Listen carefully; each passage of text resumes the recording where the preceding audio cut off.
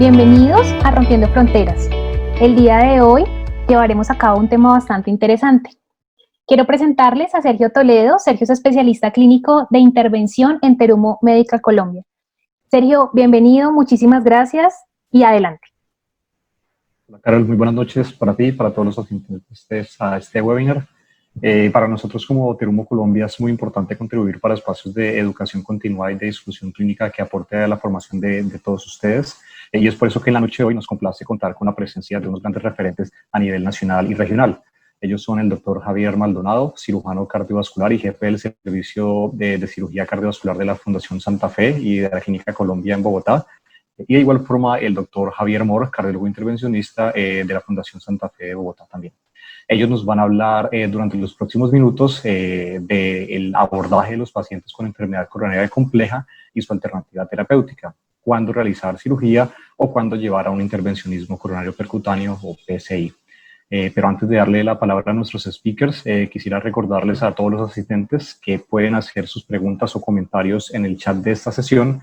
Y les estaremos también compartiendo más adelante el link de una encuesta que nos sirve para recibir su retroalimentación sobre esta actividad académica. Entonces, sin más preámbulos, doctores, muy buenas noches. Gracias por aceptar esta invitación y les cedo la palabra. Buenas noches. Muchas gracias a ustedes por la invitación.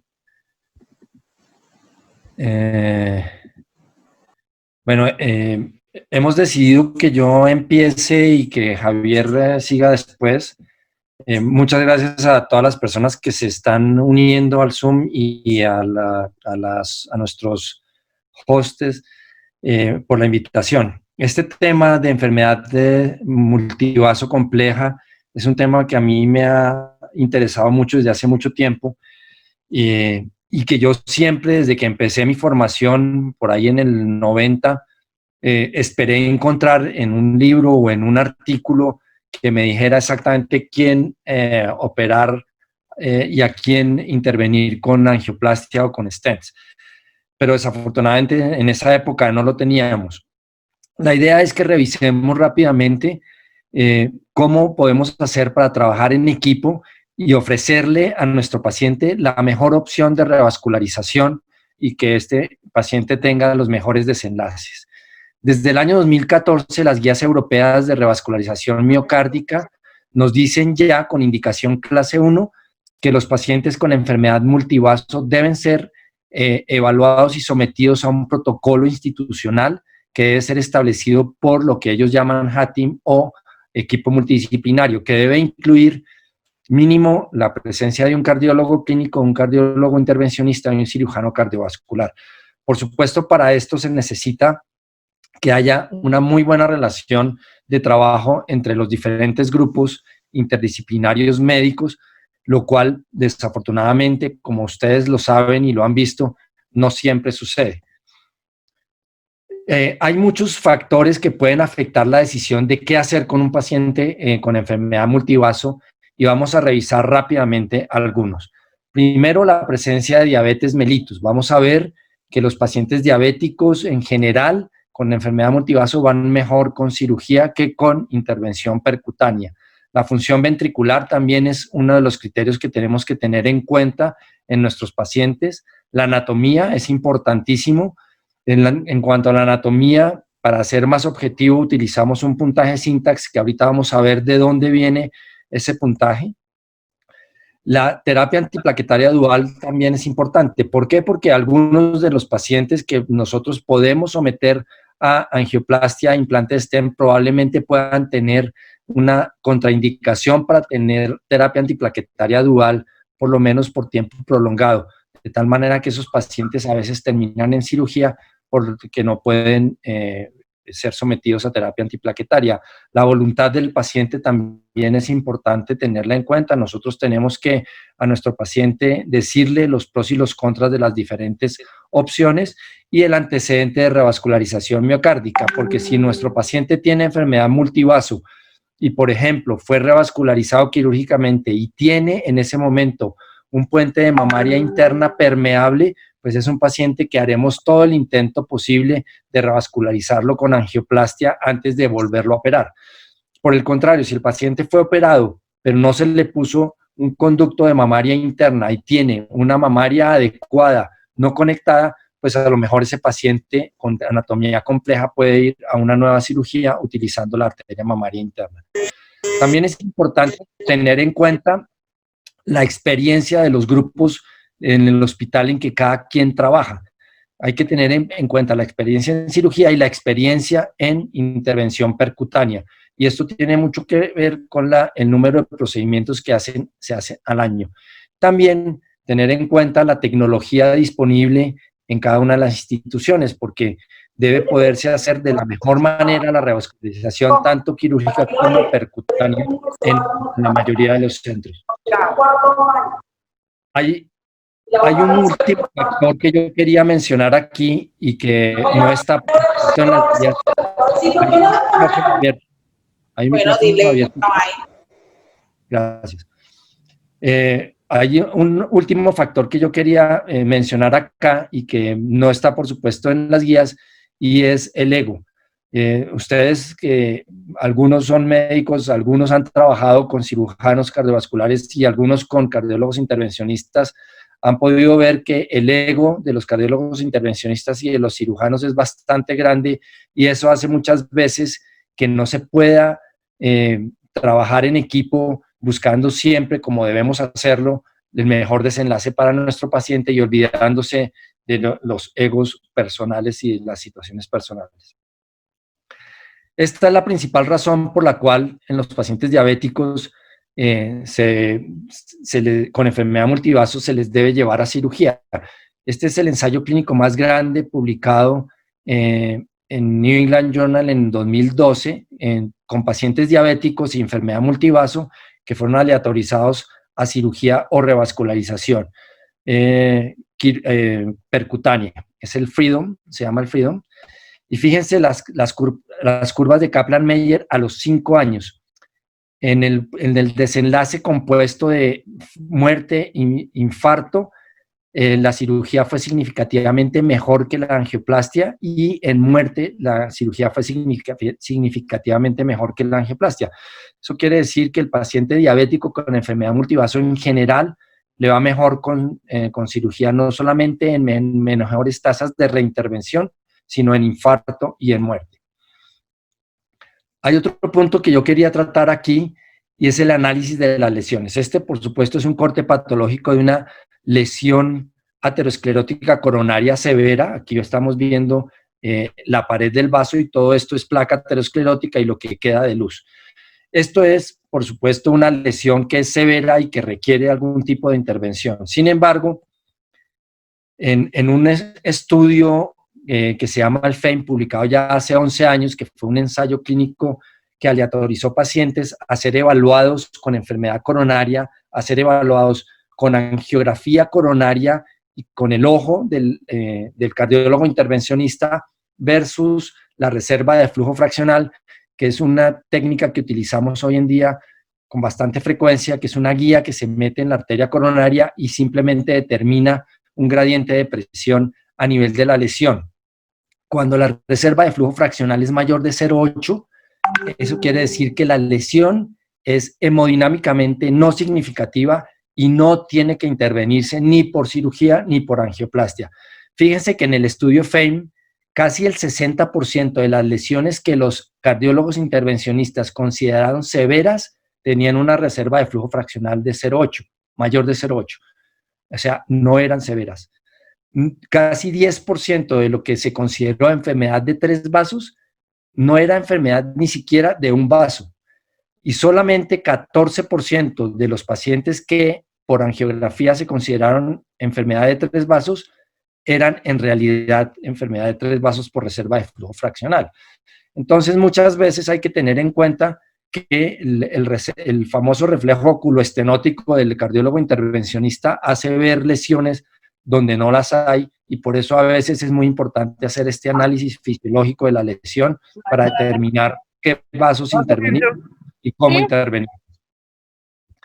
Estos son algunos de los estudios que han comparado en enfermedad multivaso o enfermedad de tronco principal izquierdo las técnicas de revascularización por cateterismo y angioplastia y stent contra cirugía. Sin embargo, aquí solamente voy a hablar de este estudio que es el SYNTAX, que es un ensayo clínico publicado ya hace muchos años, que comparó en pacientes con enfermedad multivaso o enfermedad de tronco principal izquierdo la técnica de revascularización quirúrgica versus el implante de un stent medicado de primera generación, que era el stent conocido con el nombre de Taxus, que por supuesto ya hoy en día no se consigue ni se utiliza. Este es el estudio, es un estudio multicéntrico hecho en Europa y en Estados Unidos, en múltiples centros. Se utilizó este esquema para definir qué tipo de lesión y dónde estaba localizada la lesión, dependiendo de la dominancia derecha o izquierda. Fíjense que entre más proximal era la lesión, mayor peso tenía en el momento de determinar el puntaje SYNTAX. El puntaje SYNTAX tenía en cuenta estos parámetros: el número de lesiones severas, la localización de estas lesiones, el compromiso del tronco principal izquierdo, sobre todo si es mayor del 50%, la presencia de enfermedad de tres vasos, la presencia de oclusiones totales, sobre todo si son oclusiones totales crónicas, es decir, que llevan por lo menos 3 meses de oclusión, la presencia de tortuosidad moderada o severa en los vasos comprometidos, la presencia de bifurcación o trifurcación en el sitio de la lesión, presencia de trombo, calcificación difusa, severa, proximal y la dominancia. De acuerdo a estos parámetros, estos pacientes eran clasificados en pacientes de bajo puntaje SYNTAX cuando la complejidad de la enfermedad era leve y de alto puntaje SYNTAX cuando la complejidad era alta. Y fíjense los resultados dependiendo de la complejidad. Los puntajes bajos se consideraron entre 0 y 22, eran pacientes con baja complejidad anatómica, y en las curvas de Kaplan-Meier a 4 años, fíjense que casi se sobreponen las curvas del stent medicado con la de cirugía cardiovascular. Es decir, el comportamiento de ambos fue muy similar en el seguimiento a 4 años en cuanto a eventos acumulados, eventos cardiovasculares mayores acumulados. Esta diapositiva se dañó y no la pude arreglar, pero fíjense que ya cuando el puntaje SYNTAX es un poco más alto, de 23 a 32, es decir, hay un poco más de complejidad anatómica, ya las curvas empiezan a diverger a favor de la cirugía, principalmente porque estos pacientes con implante de stents tienen en el seguimiento a largo plazo una mayor tasa de reintervención en los vasos tratados. Y cuando el puntaje SYNTAX es muy alto, mayor de 33, por ejemplo, con pacientes con 2 oclusiones totales crónicas o enfermedad de tronco y enfermedad de 3 vasos, calcificación, mucha tortuosidad, etcétera, pues es evidente que el resultado con cirugía es significativamente mejor que con implante de stent, y principalmente lo da la revascularización y las tasas de infarto agudo de miocardio. En cuanto a los pacientes con enfermedad de tronco principal izquierdo severa y aislada, el comportamiento fue similar con las 2 técnicas de revascularización. Eso ha hecho que hoy en día ya tengamos unas guías de revascularización actualizadas y que nos dicen en realidad cómo debemos revascularizar a nuestros pacientes. Hoy en día sí tenemos unas guías para tomar una decisión mucho más objetiva, pero fíjense que en estas guías, que son las últimas publicadas por la Sociedad Europea de Cardiología, publicadas en el 2018, que es la actualización de las guías del 2014, en esta tabla podemos ver cómo estamos decidiendo cómo revascularizar a nuestro paciente. Si el paciente tiene enfermedad de 1 o 2 vasos y no tiene compromiso de la arteria descendente anterior proximal, ese paciente debe ir probablemente a revascularización con indicación clase 1 de angioplastia con implante de stent. Si tiene compromiso de la arteria descendente anterior en enfermedad de 1 o 2 vasos, la técnica de revascularización por cirugía o con stent medicado de última generación son similares, tienen la misma clase de indicación y un nivel de evidencia similar. Entonces, ahí son iguales. Cuando el paciente tiene enfermedad de tronco principal o enfermedad de 3 vasos, fíjense que hoy en día se sigue utilizando el puntaje de Syntax del que hablamos, y si el puntaje de Syntax es bajo, las dos opciones son viables y tenemos que individualizar el paciente.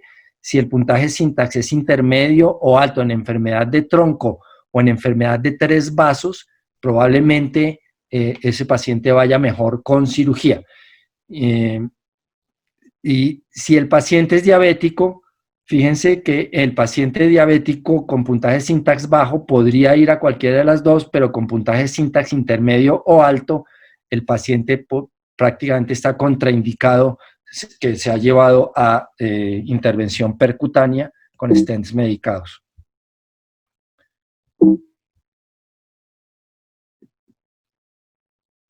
¿Qué características del paciente y de la intervención favorecen la intervención percutánea? Pues todos sabemos que si el paciente tiene comorbilidades severas que aumenten el riesgo de enfermedad y muerte con la cirugía, si tiene enfermedad avanzada y fragilidad, corta esperanza de vida, si tiene una movilidad limitada, pues esto todo favorece a que este paciente vaya a intervención con intervención percutánea, y no con cirugía.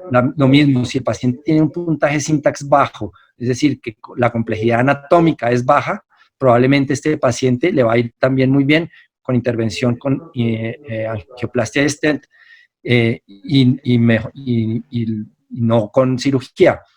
Si el paciente tiene por alguna razón algunas características anatómicas que pueden dificultar la cirugía, y los puentes, como por ejemplo la presencia de aorta en porcelana, o es un paciente con un tórax hostil por antecedente de radiación torácica, pues probablemente también ese paciente vaya mejor con stents. ¿Qué favorece la cirugía? Pues la presencia de diabetes mellitus, como lo veíamos, los pacientes con mala función ventricular, pacientes que no pueden mantener una terapia antiplaquetaria dual relativamente prolongada, pacientes que han tenido restenosis de un stent medicado ya previamente, pacientes con puntajes Syntax moderados o intermedios o altos. El hecho de que el paciente con stents tenga una baja probabilidad de una revascularización completa, eso también favorece la cirugía. La calcificación favorece la cirugía porque esto limita muchas veces el implante del stent. También quería aprovechar para hablar un poquito en 2 o 3 diapositivas del abordaje híbrido de los pacientes, que es un abordaje que por supuesto exige también una colaboración estrecha entre cirugía y cardiología intervencionista. ¿Esto en qué consiste? Básicamente es un abordaje en el que el paciente debe tener enfermedad severa de la descendente anterior y el paciente es llevado, en la mayoría de los casos, no siempre, pero en la mayoría de los casos, a una intervención de cirugía con implante de la mamaria interna izquierda a la arteria descendente anterior, idealmente en una cirugía sin bomba e idealmente mínimamente invasiva, y en 1 o 2 días después el paciente es llevado a la sala de cateterismo y se le revascularizan con stents los otros 2 vasos o el otro vaso. Esta técnica, este es un artículo de revisión de esta técnica publicado recientemente en julio del año 2020 por la gente del Monte Sinaí en Nueva York y liderado por Pedro Rafael Moreno, que ustedes saben que es un cardiólogo intervencionista colombiano. Esta sería la técnica básicamente. La técnica corresponde a hacer un puente de mamaria interna a la descendente anterior y los demás vasos revascularizarlos con stents medicados de última generación. Ellos hicieron de todos estos estudios que ya fueron estudios o retrospectivos o descriptivos de la técnica híbrida, y lo que encontraron al hacer el análisis de las curvas de eventos acumulados es que aquí en negro la revascularización híbrida se comportó mejor en los pacientes de puntaje Syntax bajo, de puntajes Syntax intermedio y alto, que las técnicas de cirugía y las técnicas de revascularización percutánea con angioplastia stent multivaso.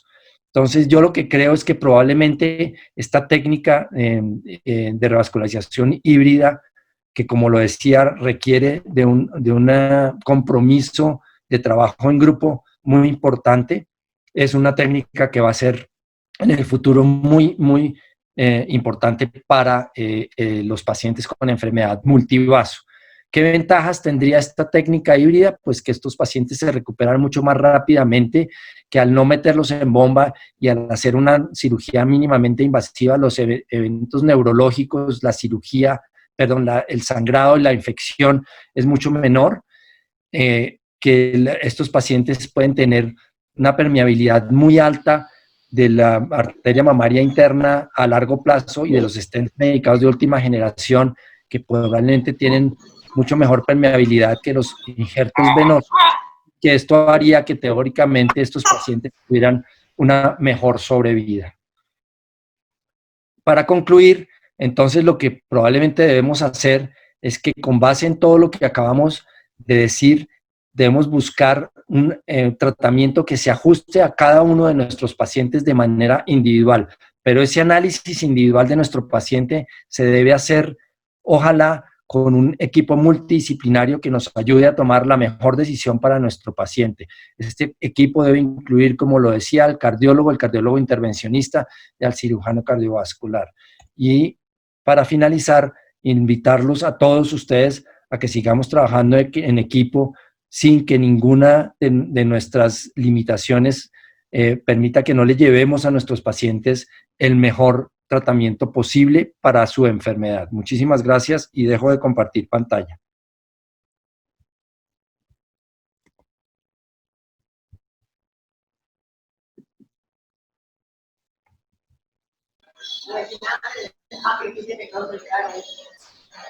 Sí.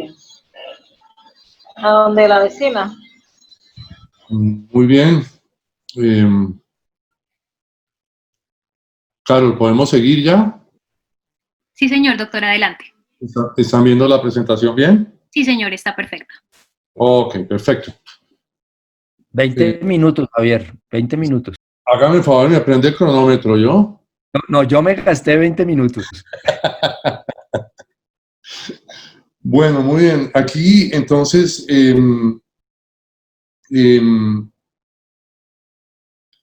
estoy poniendo aquí el cronómetro para no ir a olear mi poder.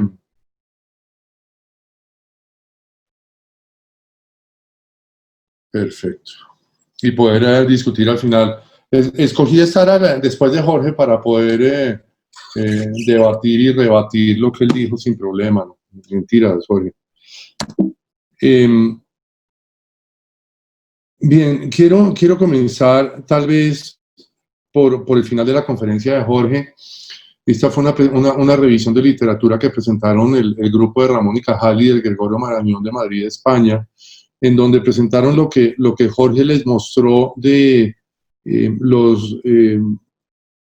las guías de atención coronaria. Obviamente estas están del 2014, están un poquito desactualizadas. Esta revista se publicó en el 2018, no tiene en cuenta las últimas cosas que Jorge les dijo, pero la verdad el cambio está básicamente aquí. Pero lo que sí quiero, me pareció bonita la diapositiva, porque sí quiero mostrarles que básicamente en los casos sencillos, ojo, esto es sencillos, o sea, 1 o 2 vasos sin compromiso en la DA, un vaso con compromiso en la DA, 2 vasos con compromiso en la DA, o un tronco con syntax bajo, todos tienen indicación clase 1 para angioplastia, a excepción de los pacientes que tengan lesiones que no sean proximales en la descendente anterior, en donde está contraindicada la cirugía. Entonces, como regla de oro en mi práctica, yo procuro que los pacientes que no tienen lesión en descendente anterior, o que la anatomía en general sea una anatomía sencilla, procuro discutir los casos con hemodinamia para ver si ellos tienen opción de implante de stent por ese motivo. Ahora, si la anatomía es compleja, manifestada por un syntax intermedio o alto, la presencia de 3 vasos y o la suma de diabetes, todo eso favorece la cirugía. Entonces, paciente de anatomía coronaria sencilla, procuro hablarlo con hemodinamia y que ellos le pongan stents. Anatomía compleja en presencia de tronco, 3 vasos y diabetes, en general, le va mejor a la cirugía. Ahora, en la guía reciente, pues hay una discusión enorme, ustedes saben, del Excel Trial por la estenosis del tronco y el problema de diseño, y hay una discusión enorme en estos 2 puntos que yo creo que va a ser difícil esclarecer por los intereses, digamos, de fabricantes de stents. Pero yo creo que eso se va a esclarecer con algunos estudios en el futuro. El segundo punto que quería reforzar sobre la conferencia de Jorge es cuándo favorecer la revascularización, cuándo favorecer la enfermedad multivaso y cuándo favorecer el procedimiento híbrido. Y el procedimiento híbrido hay que tener cuidado porque el híbrido puede ser enfocado desde 2 puntos de vista.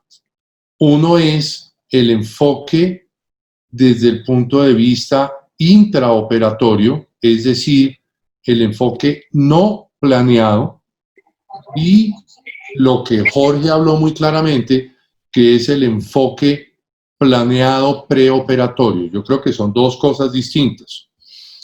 Entonces, la revascularización, como él lo mencionó, y yo quiero reforzarlo, en la revascularización arterial que cada vez estamos utilizando más en Clínica Colombia, en Fundación favorecemos un poquito más la mamaria izquierda y la radial sobre las 2 mamarias, y la razón es que tenemos una altísima incidencia de sobrepeso y obesidad en pacientes diabéticos, entonces me preocupa terriblemente el compromiso external, pero sí utilizamos mucho la radial.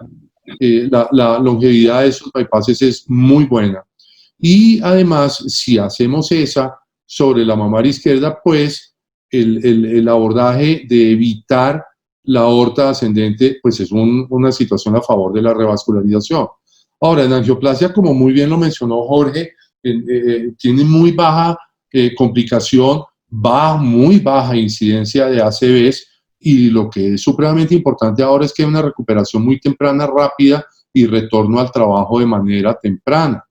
Eso hay que tenerlo en cuenta. Ahora, en el híbrido planeado o no planeado, pues se está ofreciendo la ventaja de la mamaria a la descendente anterior, y eso es un punto muy, muy importante. Sin embargo, quiero dejar aquí una claridad de un cirujano que tiene experiencia en eso, y es que el abordaje por una mini toracotomía izquierda no es fácil. La calidad de la disección de la mamaria no es la misma que si se hace por una esternotomía. Tercero, es supremamente importante para la longevidad de la mamaria que se liguen todas las colaterales, inclusive la pericardiofrénica, la rama, que es una rama que va posterior en los primeros 10 centímetros de la mamaria izquierda, y la primera intercostal. Y esas 2 colaterales son muy difíciles de acceder a través de una toracotomía. Por eso es que se ha pregonado mucho en el híbrido la utilización del robot para bajar la mamaria izquierda, pero eso en Latinoamérica está fuera de toda opción. Obviamente se evita la morbilidad de la esternotomía, y obviamente si el paciente va a ser sometido a un implante de un stent después, pues nos aseguramos que la mamaria esté bien puesta. Ahora, en contra, pues la revascularización, todos lo sabemos, es un procedimiento mayor, tiene incidencia de ACV, tiene incidencia de infección, requiere la recuperación de una esternotomía que son 4 a 6 semanas, no importa que se haga sin bomba, nosotros hacemos casi el 90% de los procedimientos sin bomba, la recuperación es muy buena, pero no deja de doler, no deja de tener atelectasias, no deja de ser un procedimiento mayor. En contra de la multivaso, de la angioplasia, es que tiene mayor incidencia de revascularización, y en los estudios que hemos hecho nosotros en Clínica Colombia de seguimiento hay una diferencia estadísticamente significativa entre los pacientes que llevamos a cirugía y los que son llevados a implante de stent. En cirugía en general la calidad de vida es un poco mejor y la necesidad de cateterismo y reintervención es menor. Pero la híbrida pues son dos procedimientos, uno abierto y una angioplastia, y como les mencioné, esta mínima invasiva es técnicamente demandante. Ahora, candidato ideal para el híbrido planeado pues son 2 o 3 vasos con compromiso proximal de la mamaria izquierda. El multivaso para la angioplastia, son, como les mencioné, 1 o 2 vasos o con lesión en la porción intermedia de la descendente anterior, y obviamente buscamos que cuando los pacientes tienen comorbilidades que hacen que la cirugía sea de alto riesgo o de edad avanzada, pues favorecemos la angioplastia. Y el candidato ideal para la coronaria pues es paciente con enfermedad multivaso, especialmente diabético y con enfermedad del ventrículo izquierdo. Pues si uno los pusiera todos en estos 3 puntos no hubiese discusión, pero resulta que los pacientes todos están en puentes o en puntos intermedios. Ahora, respecto a la híbrida, hay una híbrida que es la no planeada, y esto nos ocurre con mucha frecuencia, y eso lo quiero resaltar. Nosotros últimamente estamos prácticamente pasando por hemodinamia antes de entrar a salas de cirugía a operar los pacientes, y estamos discutiendo los cateterismos con nuestro equipo de hemodinamia antes de pasar a cirugía. Eso con el fin de primero estar nosotros seguros de cuáles son los puentes que vamos a poner, y además, en caso de que nos vayamos para un híbrido no planeado, hubiésemos podido discutir ya con ellos si le vamos a colocar el stent. No es infrecuente que yo los llame de la sala de cirugía y les pida que le echen una mirada al cateterismo. Eso lo he hecho con Jorge, lo hago con Évalo y con Fabio también con relativa frecuencia. Les digo, oiga, échenle una mirada a la obtusa, échenle una mirada a la derecha, a ver si ustedes le pueden poner un stent, porque lo veo muy calcificado, la veo pequeña, o veo que el riesgo de hacerlo es mejor que el beneficio, y los dejo para un híbrido no planeado y lo hacemos en el posoperatorio de la mamaria a la edad y nos va bien. Ahora, ¿cómo es que funciona lo de los Heart Teams? Los traje de TAVI, pero están sacando uno para revascularización. Aquí está el sitio donde lo pueden conseguir, y hay también un consenso en el 2018 conjunto entre la Sociedad de Cirugía Cardiovascular, la Asociación Americana de Cirujanos de Tórax, la Asociación Americana de Cardiología, en la cual se pusieron de acuerdo y dijeron, bueno, ¿cuáles son los requisitos hospitalarios para decir que un programa califica para TAVI? Y hay una serie de características en las cuales están las cirugías por parte del cirujano, ¿sí? Pero también que se tenga un hemodinamista o un cardiólogo intervencionista y que haga más de 300 intervenciones percutáneas por año. O sea, esto no es un intervencionista cualquiera, esto es gente que tiene una experiencia enorme. Entonces, hablar de Heart Team no es juntarse con otro gato, es que tienen que ser personas de alta experiencia. Ahora, desde el punto de vista del cirujano, el cirujano tiene que haber tenido por lo menos 100 cirugías abiertas y 25 procedimientos aórticos, y desde el punto de vista del cardiólogo intervencionista, más de 100 procedimientos como enfermedad estructural o 30 procedimientos del lado izquierdo. Y debe haber siempre un entrenamiento por el distribuidor o el fabricante de todo el equipo. No es solo del hemodinamista o solo del cirujano, el equipo entero. Ojo, esto no lo digo yo, esto lo dicen los centros reguladores de Estados Unidos. Y desde el punto de vista hospitalario tiene que ser por lo menos 50 procedimientos valvulares aórticos, 20 en el año anterior, 100 en los últimos años, otra vez 2 cirujanos, un hemodinamista, y que el hemodinamista tenga por lo menos 300 procedimientos. O sea, el requisito de un Heart Team es claro, sólido y muy exigente. Ahora, Jorge les mostró una referencia de ese mismo tópico del 2020, y yo les muestro el del 2019, en el cual Taggart y ese grupo también de Puskás están pregonando lo siguiente. En la angioplasia implante de stent se ataca la placa principal causante de la obstrucción, en este caso una en la descendente anterior y una en la diagonal, y el flujo queda a través de la circulación nativa, pero puede quedar comprometido por placas distales que no limitan el flujo y pueden inclusive no ser detectadas en el cateterismo. Esas pueden ser las potenciales fuentes de ruptura o de obstrucción trombótica más adelante. En la cirugía de revascularización miocárdica, la ventaja es que el bypass está puesto completamente por delante de las dos lesiones, aquí en el caso de la descendente anterior y aquí en el caso de la diagonal.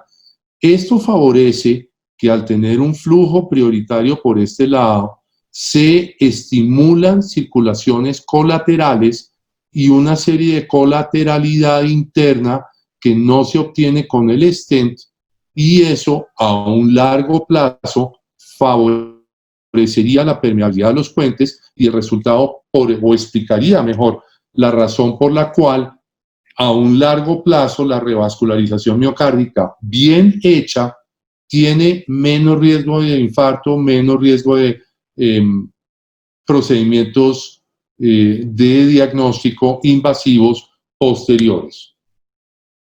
En Clínica Colombia estamos operando alrededor de unos 450 pacientes al año, de los cuales entre 200 y 220 son revascularizaciones de alguna manera, ya sean combinadas o únicas. Esta es la reoperación que tenemos por oclusión de injertos, han sido entre 1 y 2 por año hasta el 2017, más bien estable.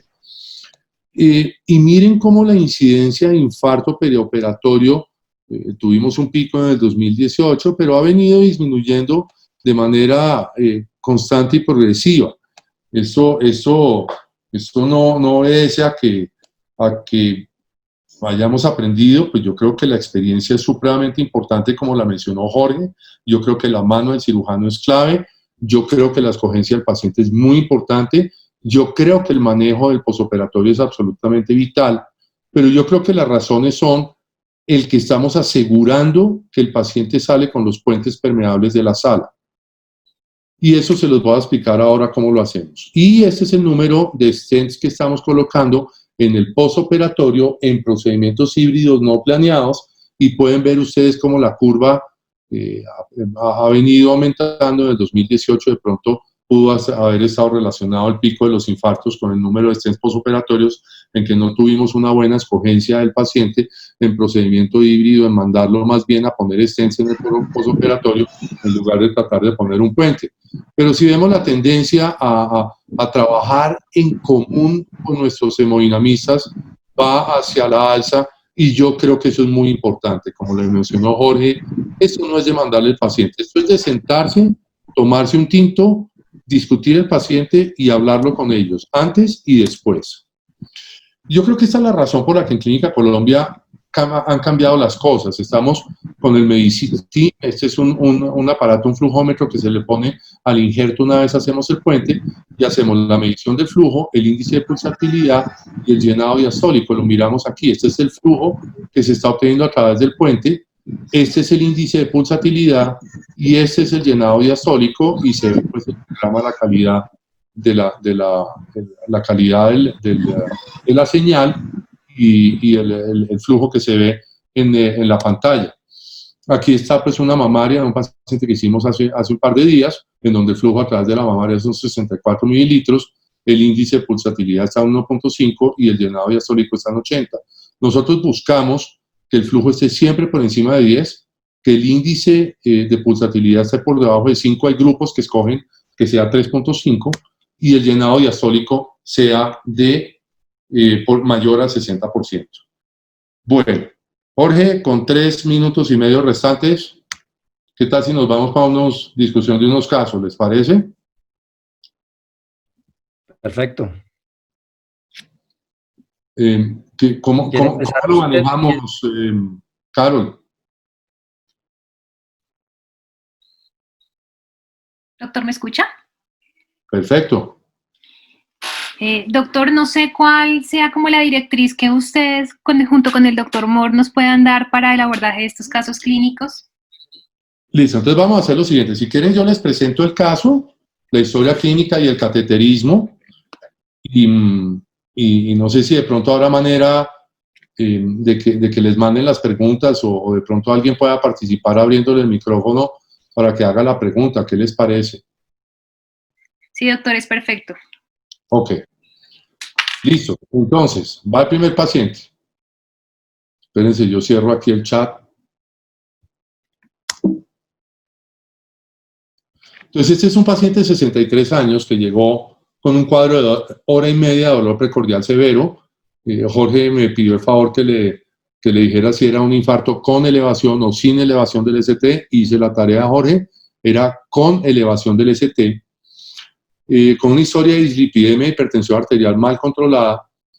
A la revisión por sistemas, el paciente manifestaba dolores mucho menos severos al actual, autolimitados, pero de 6 meses de evolución. Cuando él llegó tenía una frecuencia cardíaca de 74, una respiratoria de 18, una saturación de 94, una presión arterial de 150-84, el resto del examen físico era normal.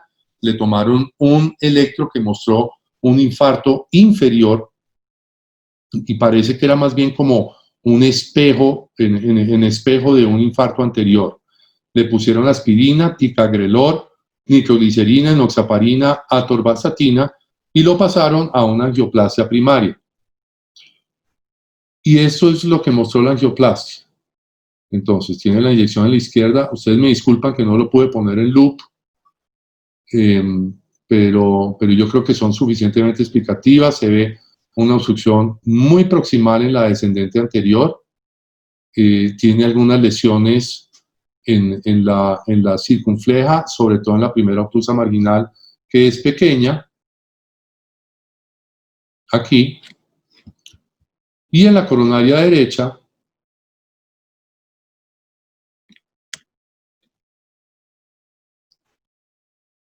se le ve esta lesión severa en el tercio proximal y en la otra proyección nuevamente se ve esa lesión. Entonces, las preguntas que les hago con este paciente. Uno sería dejarlo en manejo médico y ver a ver cómo sigue y hacerle una viabilidad en la pared anterior y ver para dónde coge. Segundo sería pasarlo a un intervencionismo. La pregunta sería ¿cuál intervencionismo? Y la tercera, pues no sé si habrá alguien que de pronto pensara en pasarlo a cirugía. ¿Qué opinan? ¿Cuántas horas del infarto, doctor Maldonado, tenía el paciente? Yo lo vi por ahí. Muy buenas noches y qué gusto tenerlo por aquí. Tenía hora y media de infarto. Porque claro, con hora y media de infarto y un infarto anterior con oclusión total de la descendente anterior, pues la conducta es angioplastia primaria y la lesión, de acuerdo a lo que sabemos hoy en día, es que digamos que la idea es revascularización completa. No está en shock cardiogénico, que sería la única indicación para dejar solamente la descendente y en un segundo tiempo hacer la coronaria derecha.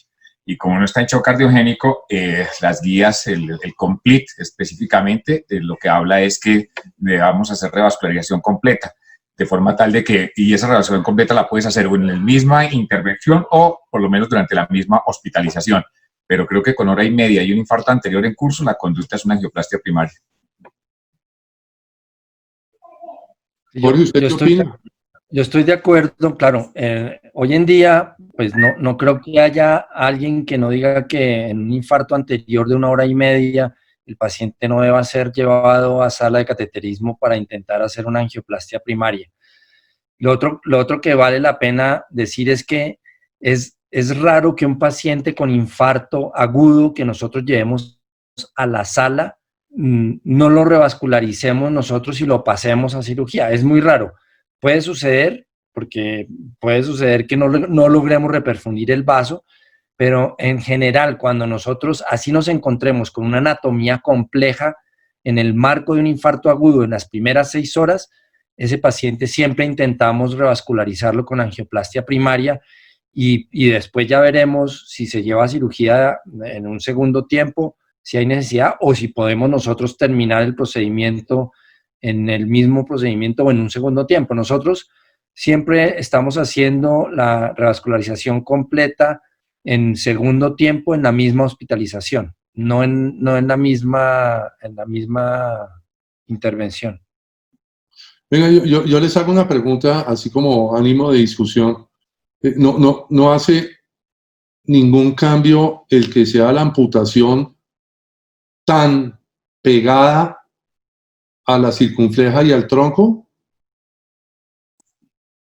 Digamos que en el abordaje... Ojo yo que yo sepa dónde va el caso, entonces yo por claro, eso pregunto y me tomo claro, yo la verdad no tengo ni idea cómo salió el caso, o sea que... Pero la idea finalmente es que si bien es cierto, esta es una lesión que consideramos una lesión de bifurcación, porque evidentemente la rama que es la descendente anterior está en la bifurcación del tronco con la circunfleja. En ese orden de ideas, la intervención tendrá en cuenta que no vaya a haber compromiso de la circunfleja, y en ese orden de ideas yo veo que no hay obstrucción o no hay enfermedad importante en el ostión de la circunfleja, pero evidentemente la intervención implicaría un stent que va desde el tronco coronario izquierdo hacia la descendente anterior. Si uno no tiene compromiso de la circunfleja, probablemente lo pueda dejar así. Sin embargo, hay varios grupos que promulgan de que dejar un stent directo del tronco a la descendente anterior, más adelante, si el paciente hace enfermedad de la circunfleja, pues tendríamos dificultad eventualmente para acceder a la circunfleja. Entonces, seguramente hay que terminar con un kissing balón para abrir los struts del stent y facilitar la entrada a la circunfleja. Bien, entonces, el paciente se le hizo una angioplastia, se le puso un stent en tronco dirigido a la descendente anterior, como lo mencionaste, John, se le hizo una angioplastia a la circunfleja, lo dejaron con infusión de tirofiban y antiagregación dual, y un par de días después, un poquito más de 48 horas después, le implantaron el stent en la coronaria derecha y estoy viendo a ver si esto no se me oculta, y además le hicieron una angioplastia con balón en la porción distal de la descendente anterior, que le encontraron otra lesión. Yo creo, pues, mejor dicho, estuvo bien. También que a las 48 horas el paciente se fue completamente asintomático para la casa. Entonces yo creo que Jorge y John ahí estaban de acuerdo. Pero resulta que 10 días después el hombre llega con un infarto sin elevación del ST, con hipertensión arterial, con signos vitales estables, pero una troponina que iba corriendo para arriba. No estaba choqueado. ¿Qué opinan ahí?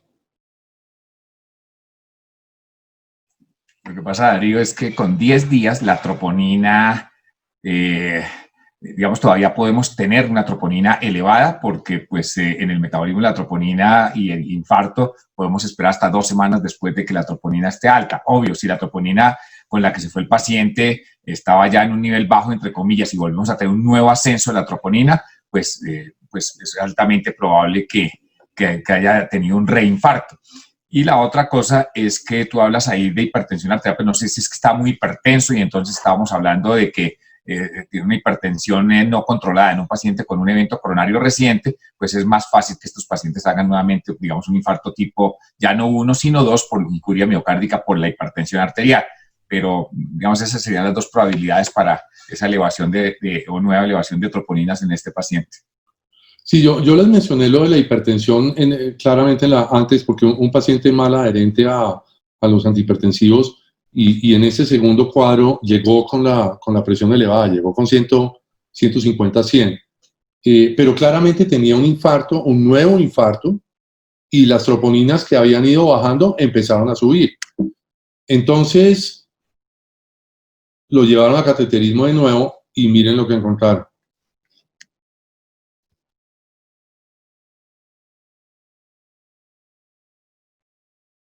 ¿Qué opinan? Con ese hallazgo de una trombosis subaguda del stent en el tronco y en la descendente, pues es muy raro que este paciente no haya hecho elevación del ST, porque lo que uno se ve siempre en las trombosis agudas o subagudas tempranas, digámoslo, es que esos pacientes hacen un cuadro que es catastrófico, un cuadro clínico que es catastrófico y que es de elevación del ST.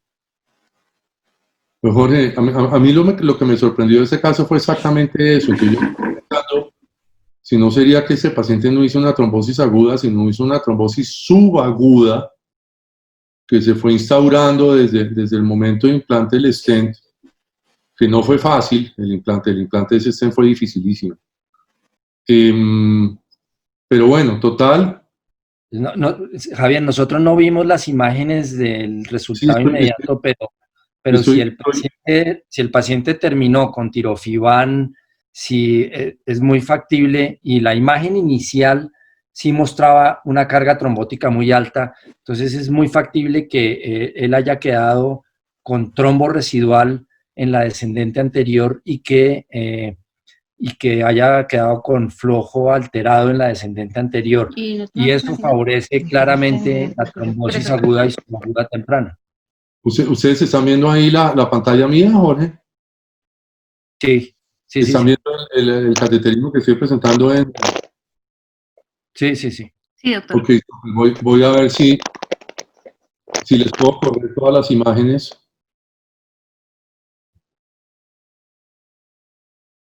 Entonces aquí está el catéter en la DA.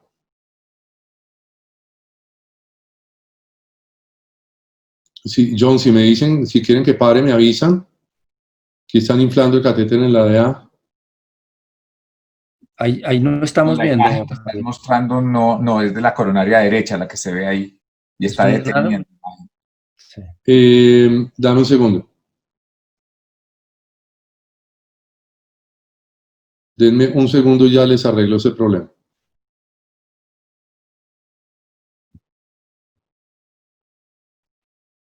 ¿Ya están viendo los IRIX? Sí. Listo. Entonces me devuelvo un par de imágenes. O sea, ahí claramente se ve un trombo muy grande en la DA proximal. Entonces,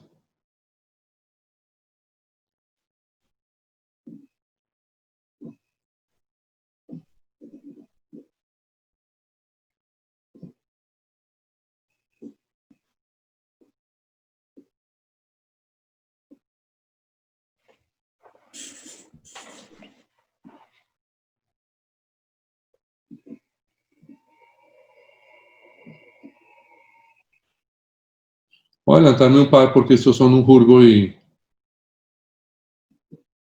ahí entonces están tratando de dilatar todo el calcio.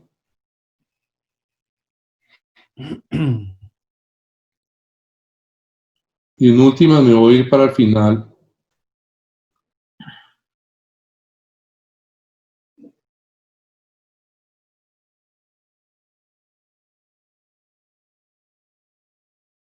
Este es el resultado en donde se ve una placa.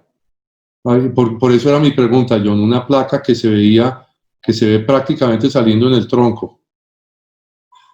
Y ahí fue en donde tuvieron que poner el stent proximal. Y miren, a mí, yo no soy hemodinamista, pero a mí ese resultado no me pareció para nada malo. ¿Qué opinan ustedes? Yo la verdad, Javier, lo que yo estoy viendo, más que placa, porque en la inicial no había esa placa, eso es una cosa que pasa cuando uno infla el balón, puede pasar que lo que haga es que haga un hematoma próximo. ¿Qué es eso? Yo la verdad le hubiera puesto un stent un poco más atrás. Me parece que quedó muy hostial de la descendente anterior y estoy de acuerdo en el sentido de que, digamos, con Jorge, que el resultado no es óptimo. Sí se ve un flujo TIMI 2, TIMI 3, tenía mucha carga trombótica. O sea, tenía algunas variables que predecían que esto no le iba a ir muy bien a largo plazo. ¿En qué momento ustedes hubieran parado y hubieran dicho, oiga, llamen a la cirugía que le pongan un puente mamario a la DA? Pregunto yo. Pues digamos que buena pregunta. Yo creería que si el paciente sigue con dolor severo, la condición hemodinámica se deteriora y uno ve que el resultado no es óptimo, probablemente lo interconsulte una cirugía. Pero claro, este paciente con ticagrel, loraspirina, tirofiban a bordo, pues obviamente el riesgo de sangrado es casi que prohibitivo. Entonces, Yo creo que uno, en teoría, hasta el final intenta dejar eso lo mejor posible, ¿no? Bueno, el paciente, varios días después de esto, de haberle suspendido todos los antiagregantes y todas las cosas, se pasó a revascularización, se intentó hacer sin bomba, pero el paciente tenía una inestabilidad eléctrica terrible, entonces tocó meterlo en bomba y ponerle puente a la mamaria izquierda a la descendente anterior, y se recuperó sin problemas. Y el paciente está supremamente bien, está con una fracción de eyección normal y en muy buena clase funcional.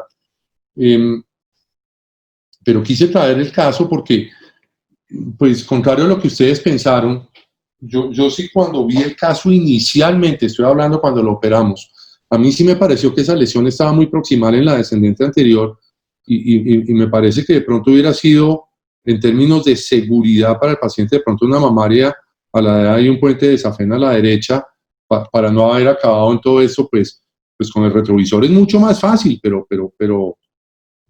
pues en últimas fue un caso complejo, ¿no les parece? Sí, sí. ¿Cuánto se demoran ustedes, Javier, en pasar este paciente a la sala, en meterlo en bomba, en anestesiarlo, meterlo en bomba y ponerle el puente? ¿Cuánto se demoraría? Hasta que está el puente puesto, unas 2 horas y media, 3. Es que ahí está el problema, porque es que si es un paciente que llega con hora y media de infarto anterior extenso, someterlo a 3 horas más de isquemia, pues eso es una locura. Entonces, por eso es que en infarto agudo y sobre todo en las primeras horas, nosotros nos empecinamos en hacer lo que se puede hacer y mandar al paciente a cirugía es muy raro, pero a veces sucede, a veces pasa, como dice John, uno trata y trata, pero a veces no puede y a veces tiene que decir, bueno, ya que venga alguien a ayudarme y que llamen al cirujano, pero el problema está en la demora y el tiempo de isquemia que va a tener ese paciente en un territorio miocárdico muy, muy grande.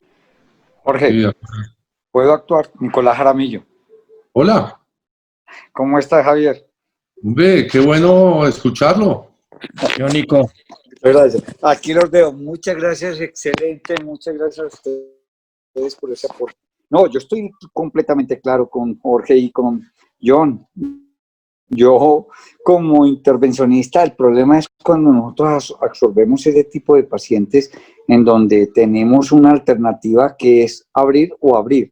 Porque la posibilidad, como dices tú, Javier, mientras que uno llama y ustedes activan a todo su grupo, pues uno ya ha asumido casi un tiempo en donde el paciente está prácticamente con 2, mínimo 3 horas que ha consumido de el síndrome coronario agudo. Nosotros como intervencionistas, Javier, no damos brazo a torcer. Desgraciadamente, si ese paciente es uno de los pacientes que no entran en síndrome coronario agudo, yo lo mando a operar posiblemente, porque sí, tú tienes toda la razón, está muy metida en el ostium de salida y como dice Johnny, como dice Jorge, para nosotros es un reto grande tener un buen resultado. Pero en un síndrome coronario agudo, absolutamente de acuerdo con Jorge y con John, yo no cedo terreno. No, yo creo que hay una oportunidad de mejoría porque, pues claro que las horas dependen, ¿no? Porque si están interviniendo un paciente y son las 2 de la mañana del sábado al domingo o del viernes al sábado, pues hombre, mientras llama uno a Carol y Carol se despierta y sale corriendo y salgo corriendo yo y sale corriendo el anestesiólogo y suben el paciente, es lo que les digo, menos de 3 horas o 3 horas y media sí es muy difícil. Pero si es en una hora hábil, el problema mayor es solo tener la disponibilidad de la sala. Desde que el paciente salga de hemodinamia hasta que lo tengamos con el puente puesto, pues tú lo has vivido, Jorge, en la Santa Fe, eso ha podido ser hora y media, 2 horas, pero máximo de tener la mamaria a la DA. Obviamente en un horario hábil, pero estos casos nunca se ven en horarios hábiles, estos horarios siempre son, pues lo que les digo, el sábado a la 1 de la mañana. Pero venga, una pregunta. ¿Ustedes nunca piensan en llamar al cirujano y por lo menos que el cirujano opine? Porque es que ya con estos sistemas, venga y les cuento, con estos sistemas que tenemos actuales de PACS en Internet, me acuerdo perfectamente hace 8 días Jorge estaba en una angioplasia con una coronaria derecha y hombre, llevaba 1 hora, no sé cuánto tiempo Jorge dándole para un lado, para el otro. Yo estaba en salas de cirugía y me pidió, hombre, mira a ver qué opinas de lo que estamos haciendo. Y en cuestión de 10 minutos, los 3 cirujanos y el otro hemodinamista, miembro del equipo, habíamos visto el cateterismo y habíamos tomado opiniones y habíamos reforzado la posición de lo que Jorge estaba haciendo en sala de hemodinamia. O sea, yo creo que con la tecnología que tenemos en la actualidad, Nicolás, ya esto no es una cuestión de llamar y que se venga, sino muchas veces es, hombre, llámelo y móntelo y uno lo puede ver por internet y ayudar a ustedes en vivo y en directo a tomar esa decisión. ¿Ustedes no han pensado en esa opción? Pregunto yo. De acuerdo, sí, la hemos usado. Estamos de acuerdo. Lo que pasa es que no lo tenemos en nuestro chip todavía y cuando uno entra en un infarto agudo, uno entra a abrir la arteria y está concentrado en eso. Entonces, pero claro, tenemos que tener, sobre todo en casos como este, esa posibilidad de que el cirujano pueda evaluar la anatomía del paciente a distancia y que nos ayude. Siempre la opinión del grupo de cirugía cardiovascular es bienvenida y ayuda muchas veces y sobre todo cuando hay una buena colaboración con el cirujano en el trabajo. Bien, ese otro caso es un caso bonito, es un caso de Germán, pero lo quise traer para que ustedes vieran pues a lo que nosotros a veces nos hemos enfrentado. Es un paciente de 71 años con angina estable de larga data desde 2011, cambió el patrón unas semanas antes, le hicieron una prueba de esfuerzo que fue su máxima, creo que al 80%, claramente positiva, con un eco que mostraba una fracción de eyección de 61% sin trastornos segmentarios, entonces se veía que todo tenía viable. Se le hace ese cateterismo en donde se ve claramente una lesión muy severa en la descendente anterior y compleja en varios sitios.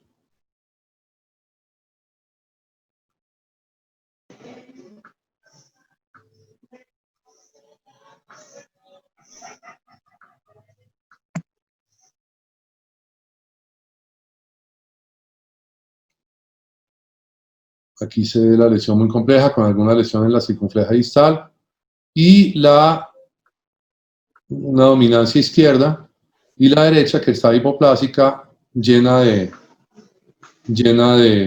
lesiones. Otra vez les hago la pregunta a ustedes cómo hubieran enfrentado a este paciente.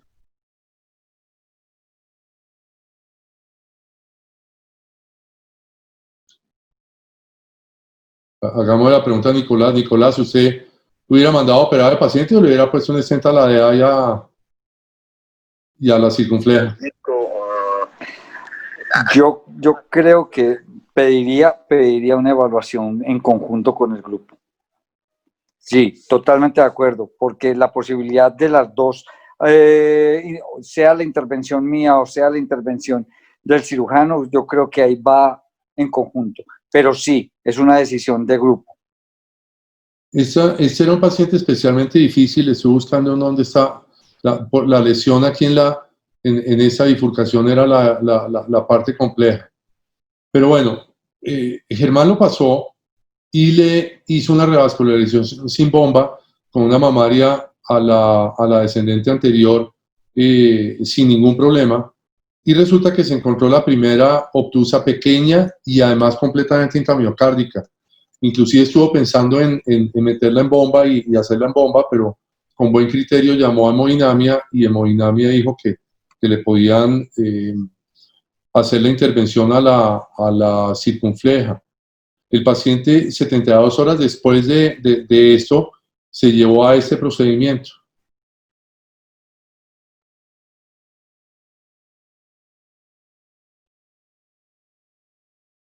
Creo que tal vez fue John el que mencionó el kissing balloon, y miren el resultado. El paciente, Germán lo operó a comienzos de año, el paciente sigue en una clase funcional 1 y sin dolor.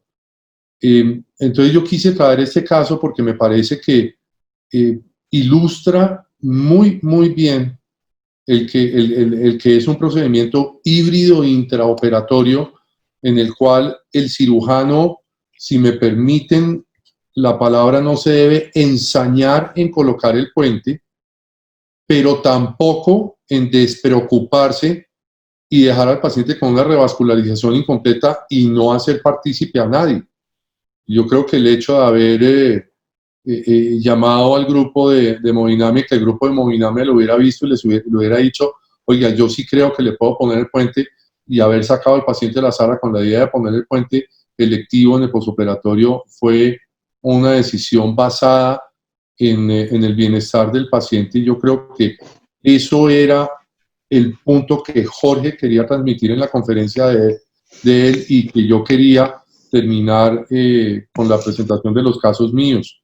Yo la verdad me precio y estoy brutalmente orgulloso de poder trabajar en equipo con Jorge y con Carlos en un lado y con Évalo y con Fabio en el otro, porque la verdad la comunicación es absolutamente fluida y clara, y yo creo que eso va en beneficio del paciente, no en el éxito personal. No sé si tengan alguna opinión o algo más. Yo lo único que quería decir, Javier, es que esta revascularización híbrida yo creo que es una muy buena opción de terapia para los pacientes con la enfermedad multivaso, y deberíamos muchas veces pensar en establecer la técnica antes de que el paciente sea llevado a cirugía. O sea, está muy bien cuando se hace como ustedes lo han hecho muchas veces, de llamarnos y decirnos, oiga, vea esta derecha porque no lo voy a poner puente, a ver si ustedes pueden, y hacerlo así. Pero yo creo que si pensamos antes, podemos hacerla a lo mejor más, y es una técnica que puede ser muy agradecida para los pacientes a corto y largo plazo.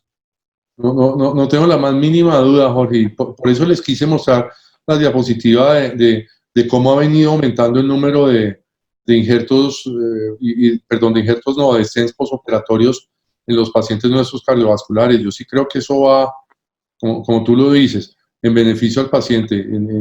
Si yo le voy a evitar una ACV a un paciente, hombre, hacer todo lo posible por evitar el ACV.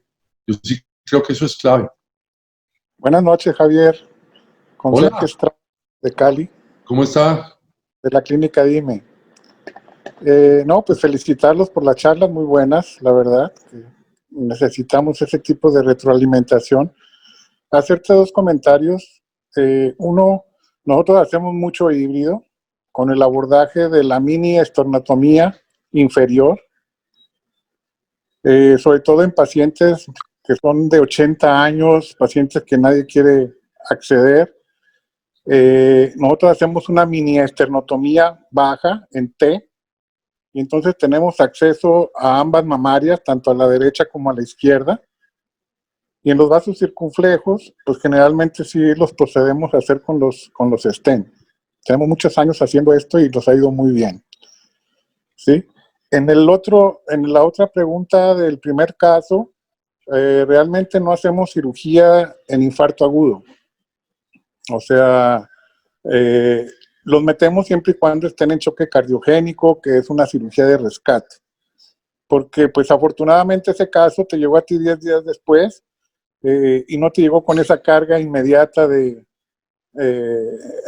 los antiplaquetarios, más meterlo a la bomba.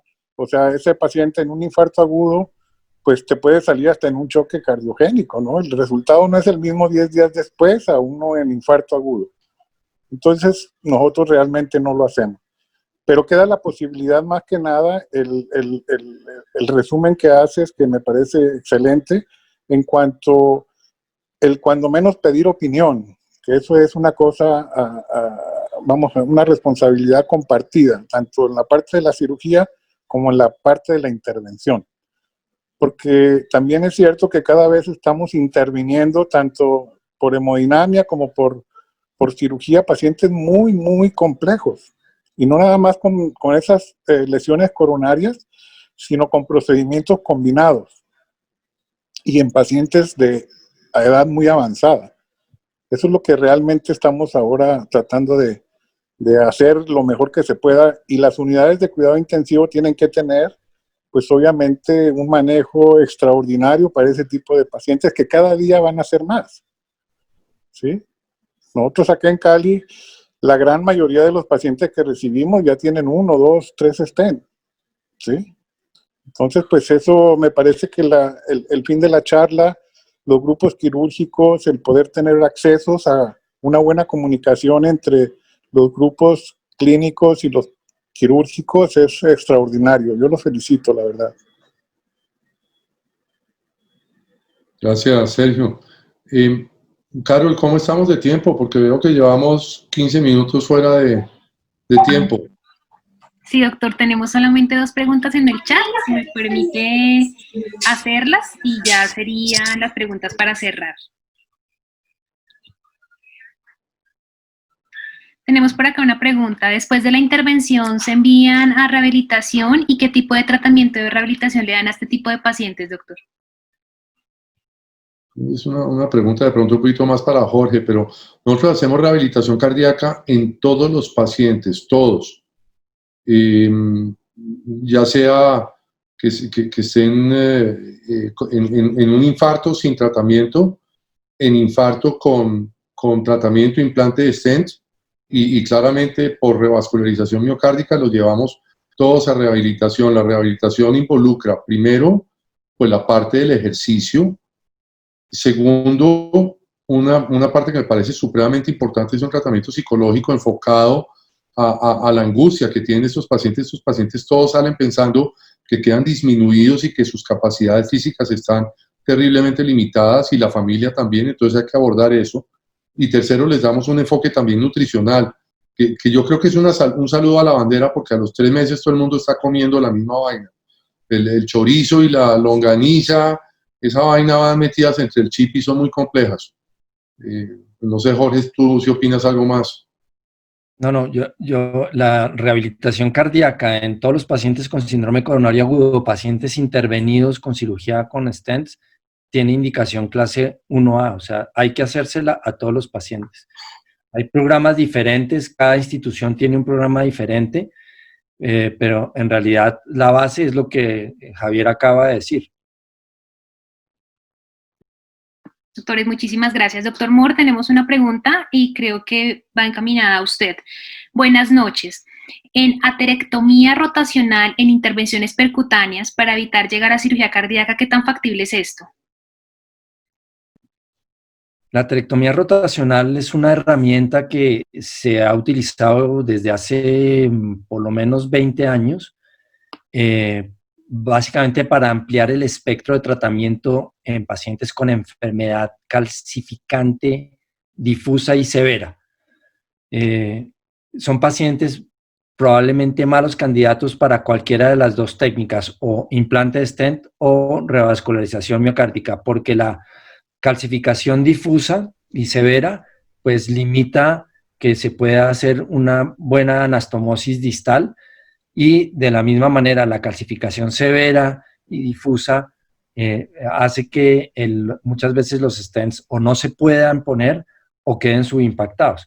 Entonces, en esos casos, una buena opción es hacer aterectomía rotacional, que lo que hace pues es limpiar ese calcio en las arterias y facilitar posteriormente el implante de los stents.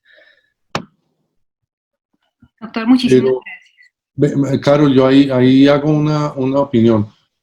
Yo creo que si tienen un paciente para una aterectomía rotacional porque tiene toda la calcificación difusa, como les acaba de mencionar Jorge, yo creo que ese es el paciente ideal para que se discuta en equipo.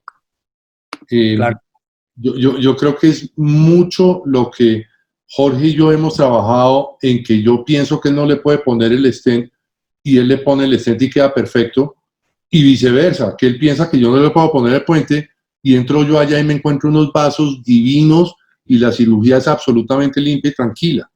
Entonces yo creo que ese tipo de preguntas, yo vi, Carol, aquí que lo hizo Andrés Montes, no sé de dónde será, pero yo le diría a Andrés que yo no pensaría en evitar llevar al paciente a cirugía como él hizo la pregunta. Yo lo que sugeriría es, hombre, si tiene que pensar en aterectomía, convoque el Heart Team y evalúenlo en equipo. De pronto la solución es la aterectomía, pero de pronto la solución es la cirugía, o de pronto es un procedimiento híbrido, como lo estamos tocando ahorita. Sí, de acuerdo, de acuerdo. Es un paciente, de entrada un paciente para aterectomía, o se le va a hacer aterectomía, es complejo, tiene anatomía compleja, y entonces es un paciente que debe ser discutido. Yo, en principio, le veo esa indicación vigente a la aterectomía rotacional, que pueda ser un paciente, por ejemplo, mal candidato quirúrgico y con calcificación difusa y severa. Es lo que yo vería. Muchísimas gracias. En nombre de Terumo Medical y Rompiendo Fronteras, doctor Maldonado y doctor Moore, les agradecemos por haber compartido con nosotros este espacio el día de hoy, por permitirnos aprender de su experiencia y su conocimiento. Muchas gracias a ustedes, muchas gracias a todos a todo el auditorio, a los participantes, a John y a Nicolás que nos ayudaron acá. Muchas gracias. Saludos a todos. Muchas gracias, excelente. Javier, muchas gracias. Sergio, gracias. Saludos, Nicolás. Sergio, saludos allá en Cali, al equipo. Chao. A todos ustedes, muchísimas gracias por habernos acompañado el día de hoy.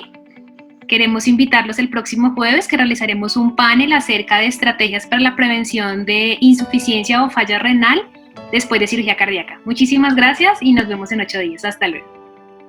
Hasta luego.